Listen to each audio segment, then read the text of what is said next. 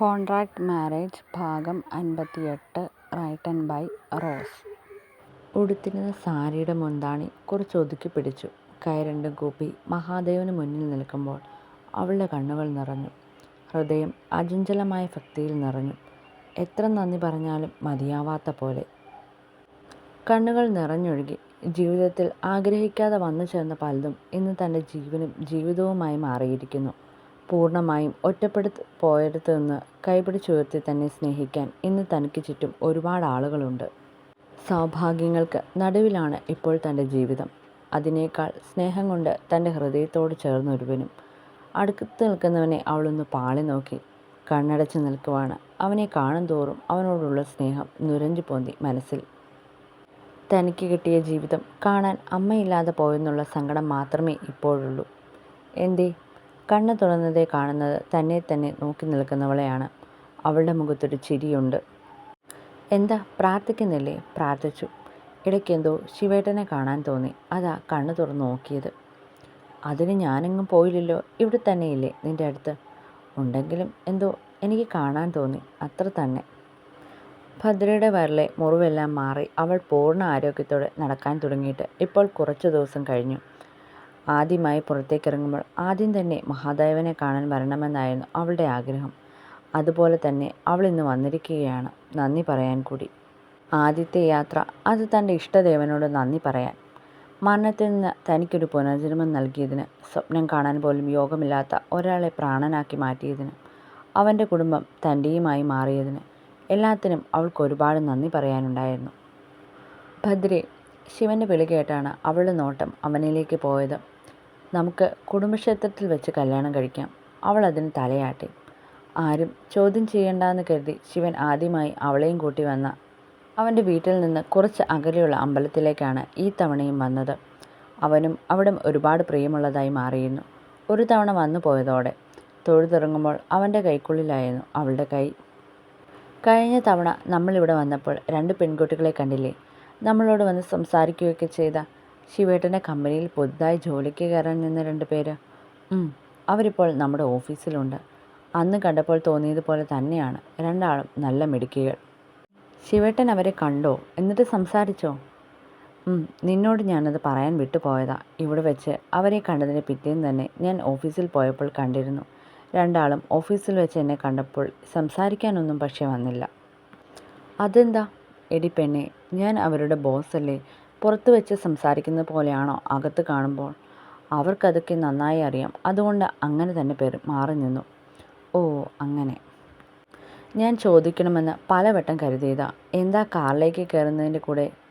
നെറ്റി ചുളിച്ചവൻ സംശയത്തോടെ അവളോട് ചോദിച്ചു. അതെ, ഈ കമ്പനിയിലൊക്കെ കാണാൻ കൊള്ളാവുന്ന ഒരുപാട് പെമ്പിള്ളാരൊക്കെ ഇല്ലേ? അവളുടെ ചോദ്യത്തിൻ്റെ റൂട്ട് പോകുന്നത് എങ്ങോട്ടാണെന്ന് അവന് മനസ്സിലായിരുന്നു. പിന്നെ ഒരുപാട്, പലർക്കും എന്നോട് ക്രഷുമുണ്ട്. ശിവൻ വളരെ ഓപ്പണായി പറയുന്നത് കേട്ട് അവളുടെ മുഖം വീർത്തു. ഏതൊരു പെണ്ണിനെയും പോലെ അവളുടെ ഉള്ളിലും അവൻ തൻ്റെ മാത്രമാണെന്നുള്ള സ്വാർത്ഥത നിറഞ്ഞു. എന്താ, ഇനിയൊന്നും ചോദിക്കാനില്ലേ നിനക്ക്? അതിന് ഞാൻ ചോദിക്കാൻ വന്നത് ഇതാണെന്ന് ശിവേട്ടനോട് ആര് പറഞ്ഞു? ഞാൻ അതൊന്നുമല്ല ഉദ്ദേശിച്ചത്. ഇതൊക്കെ പ്രത്യേകിച്ച് പറയണോ? നീ ചോദിച്ചു വരുമ്പോൾ തന്നെ അറിയില്ലേ എന്താണ് കാര്യമെന്ന്? നീ മാത്രമല്ല, ഒരുവിധം ലോകത്തുള്ള എല്ലാ പെണ്ണുങ്ങളും ഇങ്ങനെ തന്നെയാണ്. അതെ, കുശുമ്പ് കൊത്തി വീർത്തിരിക്കാതെ അടുത്തത് ചോദിക്കും. അവളൊന്നും മിണ്ടാതെ പുറത്തേക്ക് നോക്കിയിരിക്കുന്ന കണ്ടവൻ പറഞ്ഞു. ആരോടെങ്കിലും എനിക്കിഷ്ടം തോന്നിയിട്ടുണ്ടോ എന്നൊക്കെ? ഉണ്ടോ? അവൾ പെട്ടെന്ന് അവന് നേരെ തിരിഞ്ഞു. അവൾക്കത് അറിയാനുള്ള ആകാംക്ഷ ഏറിയിരുന്നു. ഈ നിമിഷം വരെ താൻ മാത്രമാണ് അവൻ്റെ ആദ്യത്തെയും അവസാനത്തെയും പ്രണയമെന്നാണ് അവൾ കരുതിയിരിക്കുന്നത്. അതെ, അവളുടെ കണ്ണിലെ ഞെട്ടലും കുശുമ്പ് കുത്തിയുള്ള നോട്ടവും കണ്ടവൻ ചിരിയാണ്. എല്ലാ പെണ്ണുങ്ങളും ഇങ്ങനെയാണെന്ന് കേട്ടിട്ടുണ്ട്. ഇപ്പോൾ തൻ്റെ അനുഭവത്തിലും മനസ്സിലായി. എന്താ തന്നെ ഇരുന്ന് പിറുപിറുക്കുന്നത്? ഒന്നുമില്ലേ? നിനക്കൊട്ടും കുശുമ്പില്ലല്ലേ? അതിനവൾ മറുപടിയൊന്നും പറഞ്ഞില്ല. അവനറിയാം അവളുടെ ഉള്ളിൽ തന്നോടുള്ള സ്നേഹം നിറഞ്ഞു നിൽക്കുവാണെന്ന്. ആ സ്നേഹക്കൂടുതൽ കൊണ്ടാണ് അവൾ ഇങ്ങനെയെന്ന്. അവൾ മാത്രമല്ല, അവളെപ്പോലെ പലരും ഇങ്ങനെയാണ്. നിന്നോട് ഞാൻ പല തവണയായി പറഞ്ഞൊരു കാര്യം നീ ഓർക്കുന്നുണ്ടോ? എനിക്കങ്ങനെ ഒരിഷ്ടം ഒരാളോട് പോലും തോന്നിയിട്ടില്ലെന്ന്. അങ്ങനെയൊന്ന് ആരോടെങ്കിലും തോന്നിയിരുന്നേൽ നമ്മൾ തമ്മിൽ കാണുക പോലും ചെയ്യില്ലായിരുന്നു. എനിക്കിങ്ങനെ ഒരു കോൺട്രാക്ട് മാരേജ് ചെയ്യേണ്ട ആവശ്യം പോലും വരില്ലായിരുന്നു. അവൻ്റെ ഉറച്ച വാക്കുകളിൽ അവളുടെ മുഖം വിടർന്നു. പലതവണ അവൻ തന്നെ തന്നോട് പറഞ്ഞിട്ടുള്ള കാര്യമാണിതൊക്കെ. എങ്കിലും എന്തോ ഇടയ്ക്കൊക്കെ ചോദിച്ചറിയാൻ തോന്നും. അതൊരു സന്തോഷമാണ്, സമാധാനവും. മടിയിലിരിക്കുന്ന അവളുടെ കൈക്ക് മുകളിലേക്ക് അവൻ തൻ്റെ കൈ വെച്ചു. ഒരു നിമിഷം ഭദ്രയുടെ മുഖം വിടർന്നു. അവൻ്റെ മുഖത്തേക്ക് നോക്കാതെ അവൻ്റെ കയ്യിൽ അവളുടെ കൈ മുറുകി. 1-2 മിനിറ്റ് അങ്ങനെ തന്നെ ഇരുന്നു രണ്ടാളും.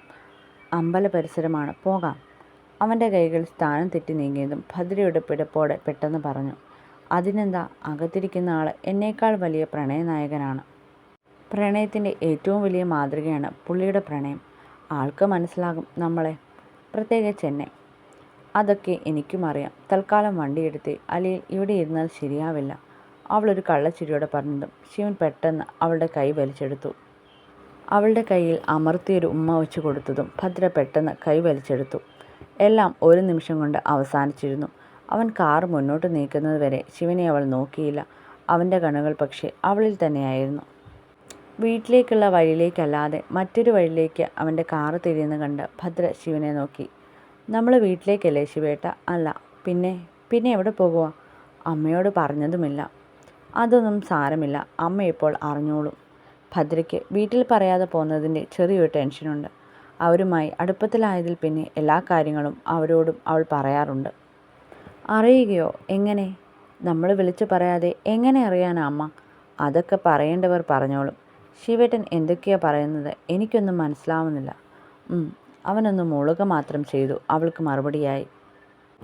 മൂളാതെ കാര്യം പറ മനുഷ്യ, അതൊക്കെ അവിടെ ചെന്നിട്ട് കാണാം. അവൻ്റെ മുഖത്ത് പെട്ടെന്നൊരു ഗൗരവമുണ്ട്.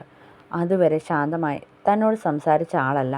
അവളൊന്നും മിണ്ടാൻ പോയില്ല. പിന്നെ വലിയൊരു വീടിന് മുന്നിലാണ് അവൻ്റെ കാറ് ചെന്ന് നിന്നത്. ആരുടെയോ വീട്ടിൽ വന്നതാണെന്ന് അവൾക്ക് മനസ്സിലായി. ഒരുപാട് കാശുള്ള ഒരാളുടെ വീടാണ്. അതിൻ്റെ ഭംഗിയും എടുപ്പുമൊക്കെയുണ്ട് വീടിനും അതിനോട് ചേർന്നുള്ള പരിസരവുമൊക്കെ. ആഡംബരം എടുത്തു കാണിക്കുന്ന മനോഹരമായൊരു വീട്. ഒരു നിമിഷം അവൾ ആ വീട് ഒന്ന് നോക്കി. ഇതാരുടെ വീടാണെന്ന് നിനക്ക് മനസ്സിലായോ? ഇല്ല. ശിവേട്ടൻ്റെ ഏതെങ്കിലും കൂട്ടുകാരുടെ വീടാണോ? അല്ലെന്നവൻ തല ചലിപ്പിച്ച് കാണിച്ചു. പിന്നെ കസിൻസിൻ്റെയോ? കസിനായിരുന്നു കുറച്ചു കാലം മുന്നേ വരെ. ഇപ്പോൾ പക്ഷേ അങ്ങനെയല്ല. എൻ്റെ ഏറ്റവും വലിയ ശത്രുവിൻ്റെ വീടാണ്. അവൻ എന്തോ അർത്ഥം വെച്ച് പറയുന്നത് കേട്ട് അവളുടെ മുഖത്ത് സംശയം നിറഞ്ഞു. ഇത് ശിവേട്ടൻ്റെ? അവളെ മുഴുവനും പറയാൻ അനുവദിക്കാതെ ശിവൻ അവളുടെ കയ്യിൽ കയറി പിടിച്ച് മുന്നോട്ട് നടന്നു. മലക്കെ തുറന്നു കിടക്കുന്ന വാതിലിലൂടെ അകത്തേക്ക് കയറുമ്പോൾ അവൻ്റെ കണ്ണുകളിൽ ഒരു ഭാവം മാത്രമായിരുന്നു.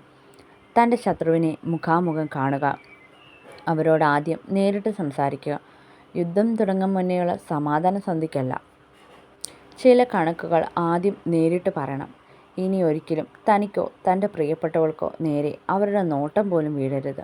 അവരുടെ മാത്രമല്ല, അവരുടെ മകൻ്റെയോ മകളുടെ ആരുടെയും തന്നെ. രാജി ഹാളിലെ സോഫയിലേക്കിരുന്ന് കാലിന് മുകളിൽ കാല് കയറ്റിവെച്ചു. അവൻ്റെ ആ ഒറ്റ വിളിയിൽ അടുത്തു നിൽക്കുന്ന ഭദ്ര പോലും പേടിച്ചു പോയിരുന്നു. അവളുടെ മുഖത്തും നല്ല ടെൻഷനുണ്ട്. ശിവൻ ഇവിടേക്ക് വന്നത് എന്തിനാണെന്നും ചില ചോദ്യങ്ങൾക്കുള്ള ഉത്തരവും തനിക്ക് കൃത്യമായി ഈ നിമിഷം കിട്ടിക്കഴിഞ്ഞു. അവൻ്റെ ഒറ്റ വിളിയിൽ പല സംശയങ്ങളും തീർന്നു. നിങ്ങളാണോ രാജി? അകത്തു നിന്നൊരാൾ അവൻ്റെ വിളി കേട്ട് വന്നതും ശിവൻ ദേഷ്യത്തിൽ അയാളോട് ചോദിച്ചു. അല്ല, മേഡം മുകളിലാണ്. എങ്കിൽ നോക്കി നിൽക്കാതെ നിന്റെ മേഡത്തെ പോയി വിളിച്ചുകൊണ്ടുവാ. അലറും പോലെയാണ് അവൻ അയാളോട് പറഞ്ഞത്. അയാൾ പേടിയോടെ മുകളിലേക്ക് വേഗത്തിൽ കയറിപ്പോയി. കൈ രണ്ടും കൂട്ടിത്തിരുമ്മി വല്ലാത്തൊരു ഭാവത്തിലിരിക്കുന്നതിനെ കണ്ട് അവിടെ ഉള്ളിലും പേടി കൂടി. ഇത്രയും ദിവസം ഈ പേടി കൊണ്ടാണ് അവനോട് പലതും തുറന്നു ചോദിക്കാതിരുന്നത്. തൻ്റെ മനസ്സിലെ സംശയങ്ങൾ പോലും അവനുമായി പങ്കുവയ്ക്കാതിരുന്നത്. എല്ലാം തൻ്റെ ഉള്ളിൽ കുടിച്ചു മൂടിയത് പോലും ഈ ഒരു നിമിഷത്തെ പേടി കൊണ്ടാണ്.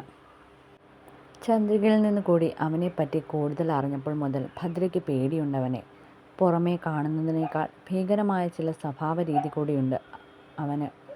അതുകൊണ്ടാണ് കുത്തിയത് ആരാണെന്ന് അറിയാൻ പോലും നിൽക്കാതെ ആ കാര്യം തന്നെ മറന്നതുപോലെ അവൻ്റെ അടുത്ത് നിന്നത്.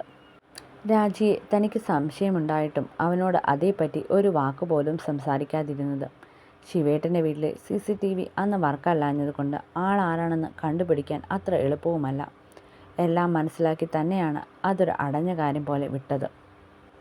ജീവൻ എങ്കിലും തിരിച്ചു കിട്ടിയതോർത്ത് സമാധാനിച്ചത്. പക്ഷേ ഇവിടേക്ക് വരും വരെ ഉണ്ടായിരുന്ന സമാധാനമെല്ലാം ഈ നിമിഷം പോയിരിക്കുന്നു. വെറുതെ വന്നതല്ല ഇങ്ങോട്ട്, എന്തൊക്കെയോ അറിഞ്ഞിട്ടുള്ള വരവാണ്. ഭദ്ര പേടിയോടെ അവനെ തന്നെ നോക്കി. മുകളിൽ നിന്ന് ഇറങ്ങി വരുന്ന ആളുടെ കണ്ണുകളിൽ പെട്ടെന്ന് ശിവൻ ഉടക്കി. അവനെ കണ്ടതും ഉള്ളിൽ ചെറിയ പേടി കയറി തുടങ്ങിയിരുന്നു.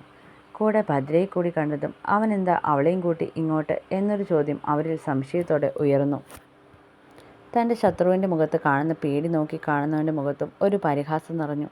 അവൻ്റെ കൂർത്ത നോട്ടത്തിന് മുന്നിൽ അവളുടെ മുഖത്തൊരു പതർച്ച വരുന്നത് ഭദ്രയെ നോക്കി കാണുന്നുണ്ടായിരുന്നു. എന്തൊക്കെയോ സംഭവിക്കാൻ പോകുന്നത് പോലെ അവളുടെ ഹൃദയമിടിപ്പ് കൂടി.